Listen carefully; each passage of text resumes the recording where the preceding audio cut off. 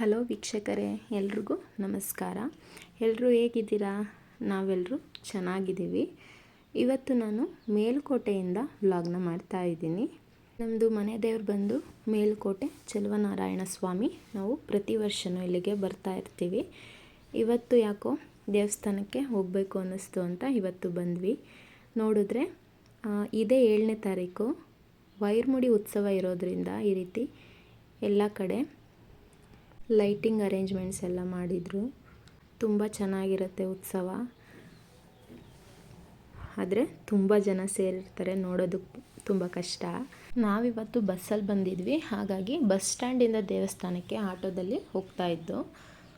Own ವೆಹಿಕಲ್ಸಲ್ಲಿ ಬಂದರೆ ದೇವಸ್ಥಾನದ ಹತ್ರನೇ ಹೋಗ್ಬೋದು. ಬಸ್ ಸ್ಟ್ಯಾಂಡಿಂದ ದೇವಸ್ಥಾನಕ್ಕೆ ಸ್ವಲ್ಪ ದೂರ, ಹಾಗಾಗಿ ಆಟೋದಲ್ಲಿ ಹೋಗ್ತಾ ಇದ್ವಿ. ನೋಡಿ, ಇದೆ ಮೇಲುಕೋಟೆ ದೇವಸ್ಥಾನ. ಅಲ್ಲಿ ತುಂಬ ಕೋತಿಗಳಿರುತ್ತೆ. ಏನಾದರೂ ತೊಗೊಂಡೋಗಿದ್ರೆ ಹುಷಾರಾಗಿ ಇಟ್ಕೋಬೇಕು, ಇಲ್ಲಾಂದರೆ ಕೈಯಿಂದ ಕಿತ್ಕೊಳ್ತವೆ ಅವು. ಬನ್ನಿ ಹಾಗಾದರೆ ದೇವಸ್ಥಾನದೊಳಗಡೆ ಹೋಗೋಣ. ಇವತ್ತು ತುಂಬ ಉತ್ಸವಗಳು ನಡೀತಾ ಇತ್ತು, ನೋಡೋದಕ್ಕೆ ತುಂಬ ಚೆನ್ನಾಗಿತ್ತು. ಇವತ್ತು ಅಷ್ಟೇ ತುಂಬ ರಶ್ ಇತ್ತು, ತುಂಬ ಜನ.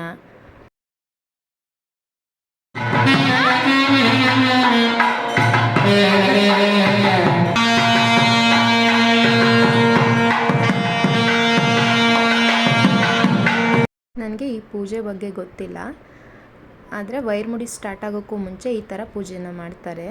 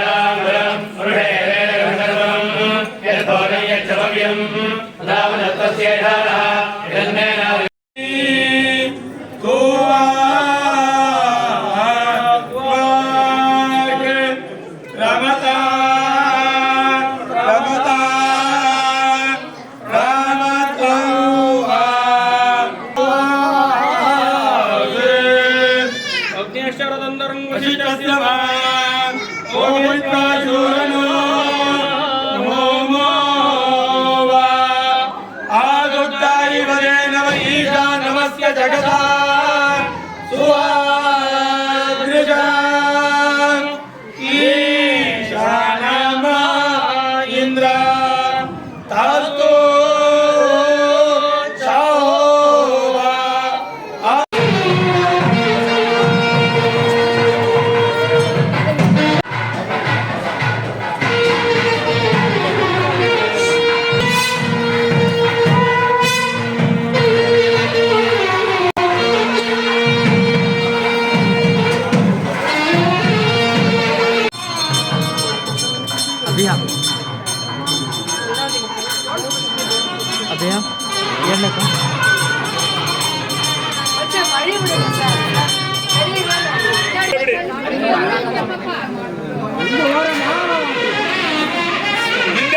ಇಲ್ಲಿ ರಾಮಾನುಜಾಚಾರ್ಯರ ವಿಗ್ರಹಕ್ಕೆ ಅಭಿಷೇಕನ ನಡೆಸ್ತಾ ಇದ್ದಾರೆ.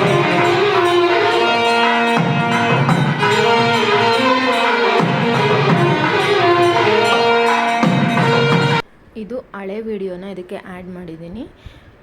ಚಲುವನಾರಾಯಣ ಸ್ವಾಮಿಗೆ ವರ್ಷಕ್ಕೆ ಒಂದೇ ಸಲ ಅಭಿಷೇಕನ ಮಾಡೋದು, ಯಾಕಂದರೆ ಅದು ವಿಗ್ರಹ ಸವ್ಯಕ್ಕೆ ಬಂದಿದೆ ಅಂತ ವರ್ಷಕ್ಕೆ ಒಂದೇ ಸಲ ಅಭಿಷೇಕನ ಮಾಡ್ತಾರೆ. ಉತ್ಸವ ಮೂರ್ತಿ ಇರುತ್ತಲ್ವ, ಅದಕ್ಕೆ ವಿಶೇಷ ದಿನಗಳಲ್ಲಿ ಅಭಿಷೇಕ, ಅಲಂಕಾರ, ಉತ್ಸವ ಎಲ್ಲ ಮಾಡ್ತಾರೆ. ದೇವರಿಗೆ ಅಭಿಷೇಕ ಮಾಡೋದನ್ನು ನೋಡೋದಕ್ಕೇ ಚೆಂದ. ಅದರಲ್ಲೂ ಮೇಲ್ಕೋಟೆನಲ್ಲಿ ತುಂಬ ಚೆನ್ನಾಗಿ ಅಭಿಷೇಕನ ಮಾಡ್ತಾರೆ.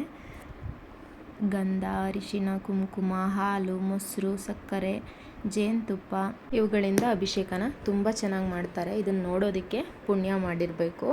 ನಮ್ಮ ಫ್ಯಾಮಿಲಿಯಿಂದ ನಾವು ಪ್ರತಿ ಸಂಕ್ರಾಂತಿ ಹಬ್ಬದ ದಿನದಂದು ಅಭಿಷೇಕನ ಇಟ್ಕೊಂಡಿರ್ತೀವಿ. ಪ್ರತಿ ಸಂಕ್ರಾಂತಿಗೆ ನಾವು ಮೇಲ್ಕೋಟೆನಲ್ಲೇ ಹಬ್ಬನ ಆಚರಿಸೋದು. ತುಂಬ ವರ್ಷದಿಂದ ನಾವು ಇದೇ ರೀತಿ ನಡೆಸ್ಕೊಂಡು ಬಂದಿರೋದು. ಇದು ನಾವು ಹೋಗಿದ್ದ ದಿನ ದೇವರಿಗೆ ಅಲಂಕಾರನ ಮಾಡಿದ್ದು, ತುಂಬ ಚೆನ್ನಾಗಿತ್ತು. ಇನ್ನು ಒಳಗಡೆ ಪೂಜೆನೆಲ್ಲ ಮುಗಿಸ್ಕೊಂಡು ಹೊರಗಡೆ ಬಂದ್ವಿ. ದೇವಸ್ಥಾನದ ಒಳಗಡೆ ಈ ರೀತಿ ಇದೆ.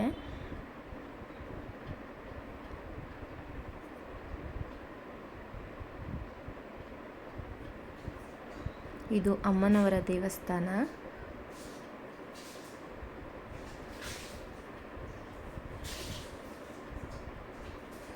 ಒಂದೊಂದು ಕಲ್ಲಿಗೂ ಒಂದೊಂದು ರೀತಿಯ ಕೆತ್ತನೆ ಮಾಡಿದ್ದಾರೆ, ತುಂಬ ಚೆನ್ನಾಗಿ ಮಾಡಿದ್ದಾರೆ. ಈ ಮೇಲುಕೋಟೆ ಸುತ್ತಮುತ್ತ ಸುಮಾರು 150 ಕಲ್ಯಾಣಿ ಇದೆ. ಅದರಲ್ಲಿ ಅಕ್ಕ ತಂಗಿ ಕೊಳ ಅಂತ ಇದೆ. ಅಲ್ಲಿಂದ ದೇವರಿಗೆ ಅಭಿಷೇಕಕ್ಕೆ ನೀರನ್ನ ತಗೊಬರೋದು ದೊಡ್ಡ ಕಲ್ಯಾಣಿ. ಇಲ್ಲಿ ವಸಂತೋತ್ಸವ ಮತ್ತು ಇನ್ನೂ ಬೇರೆ ಬೇರೆ ಥರ ಉತ್ಸವಗಳನ್ನ ಇಲ್ಲಿ ಮಾಡ್ತಾರೆ. ಈ ಕಲ್ಯಾಣಿನಲ್ಲಿ ಮೀನುಗಳಿದೆ, ಅದು ನೋಡೋದಕ್ಕೇ ಚೆಂದ. ಇಲ್ಲಿಂದ ನೋಡಿದ್ರೆ ಮೇಲ್ಗಡೆ ಬೆಟ್ಟ ಕಾಣಿಸುತ್ತೆ, ತುಂಬ ಚೆನ್ನಾಗಿದೆ.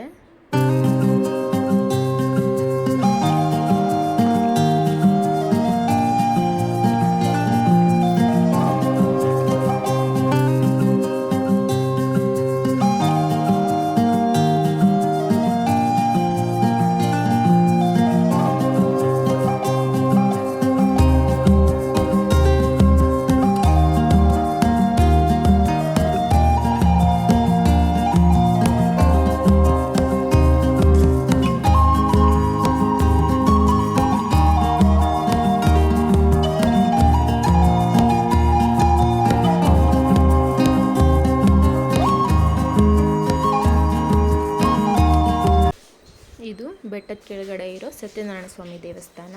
ಇಲ್ಲಿಂದ ಬೆಟ್ಟನ ಹತ್ಬೋದು, ಅರ್ಧದಿಂದನೂ ಬೆಟ್ಟನ ಹತ್ಬೋದು. ಇದನ್ನೆಲ್ಲ ಮುಗಿಸಿ ಊಟ ಮಾಡೋಣ ಅಂತ ಶ್ರೀ ಅನ್ನಪೂರ್ಣೇಶ್ವರಿ ಮೆಸ್ ಅಂತ ಇದೆ, ಅಲ್ಲಿ ಹೋಗಿದ್ವಿ. ಅಲ್ಲಿ ಊಟ ಮಾತ್ರ ತುಂಬ ಚೆನ್ನಾಗಿತ್ತು.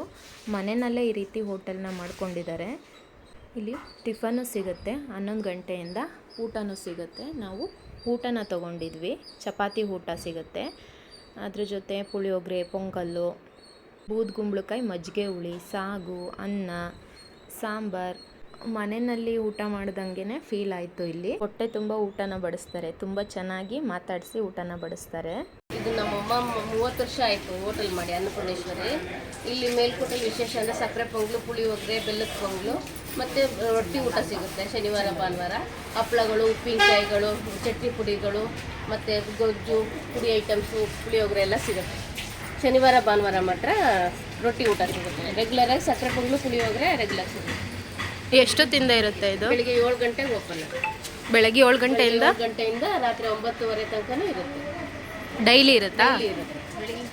ಬೆಳಿಗ್ಗೆ ಟಿಫನ್ನು ಇಡ್ಲಿ, ದೋಸೆ, ಪುಳಿಯೋಗರೆ, ಸಕ್ಕರೆ ಪೊಂಗಲು, ಮೊಸರನ್ನ ಎಲ್ಲ ಸಿಗುತ್ತೆ. ದೋಸೆ 3 ಥರ ಸಿಗುತ್ತೆ. ಒಂದು ರೂಮ್ ವ್ಯವಸ್ಥೆನೂ ಇದೆ, ಯದುಗಿರಿ ಅಂತ ಇಲ್ಲೇ ಅನ್ನಪೂರ್ಣೇಶ್ವರಿ ಹಿಂಭಾಗನೇ ಇದೆ. ಬಂದಾಗೆಲ್ಲ ಉಳ್ಕೊಳ್ಳೋಕ್ಕೆ ಮಾಡೋಕ್ಕೆಲ್ಲ ಎಲ್ಲ ವ್ಯವಸ್ಥೆನೂ ಇದೆ, ರೂಮ್ ಸಿಗುತ್ತೆ ಬಂದಾಗ. ಇವರೇ ಓನರು. ಇಲ್ಲಿ ಎಲ್ಲ ಥರದ್ದು ಪುಳಿಯೋಗರೆ, ಗೊಜ್ಜು, ಪೌಡ್ರು, ಚಟ್ನಿ ಪುಡಿ, ಹಪ್ಪಳಗಳು ಪ್ರತಿಯೊಂದು ಸಿಗುತ್ತೆ. ಎಲ್ಲ ತುಂಬ ಚೆನ್ನಾಗಿರುತ್ತೆ. ಇಲ್ಲಿಗೆ ಬಂದರೆ ಉಳ್ಕೊಳ್ಳೋದಕ್ಕೆ ಇವರೇನೇ ವ್ಯವಸ್ಥೆ ಕೂಡ ಮಾಡಿಕೊಡ್ತಾರೆ. ಬೇಕು ಅಂದರೆ ಇವ್ರದ್ದು ಕಾಂಟ್ಯಾಕ್ಟ್ನ ಡಿಸ್ಕ್ರಿಪ್ಷನ್ನಲ್ಲಿ ಕೊಟ್ಟಿರ್ತೀನಿ, ಚೆಕ್ ಮಾಡ್ಕೊಳ್ಳಿ. ಇನ್ನು ಅದೆಲ್ಲ ಊಟನೆಲ್ಲ ಮುಗಿಸ್ಕೊಂಡು ಹೀಗೆ ಆಚೆ ಬಂದರೆ ಈ ರೀತಿ ಅಂಗಡಿಗಳು ಹಾಕಿದ್ದಾರೆ. ವೈರ್ಮುಡಿ ಉತ್ಸವ ಇದೆಯಲ್ಲ, ಹಾಗೇ ಎಲ್ಲ ಮುಗಿಸ್ಕೊಂಡು ಮತ್ತೆ ಬಸ್ ಸ್ಟ್ಯಾಂಡಿಗೆ ಅಂತ ಹೊರಟಿದ್ವಿ. ಅಲ್ಲಿ ಬಸ್ ಸ್ಟ್ಯಾಂಡ್ ಎದುರಿಗೇ ಒಂದು ಪೂತಿನ ಕಲಾಮಂದಿರ ಅಂತ ಇದೆ. ಪೂತೀನ ಅಂದರೆ ಪುರೋಹಿತ ತಿರುನಾರಾಯಣ ನರಸಿಂಹಾಚಾರ್ ಅಂದರೆ ಅವರು ಕನ್ನಡದ ಖ್ಯಾತ ವಿದ್ವಾಂಸರು ಮತ್ತು ಸಾಹಿತಿಗಳು ಮತ್ತು ಗೀತ ನಾಟಕಕಾರರು. ಮತ್ತು ಇವ್ರದ್ದು ಅದು ಸ್ಟ್ಯಾಚ್ಯೂ. ಅದು ಇವರು ಹುಟ್ಟಿ ಬೆಳೆದಿದ್ದು ಎಲ್ಲ ಇಲ್ಲೇ ಮೇಲ್ಕೋಟೆನಲ್ಲಿ. ಈ ಕವಿಗಳೇ ಸ್ಥಾಪಿಸಿರುವಂಥ ಕಲಾಮಂದಿರ ಇದು. ಇಲ್ಲಿ ಎಂಟ್ರೆನ್ಸಲ್ಲೇ ಇವ್ರದ್ದು ಫೋಟೋಸ್ನ ಹೀಗೆ ಹಾಕಿದ್ದಾರೆ.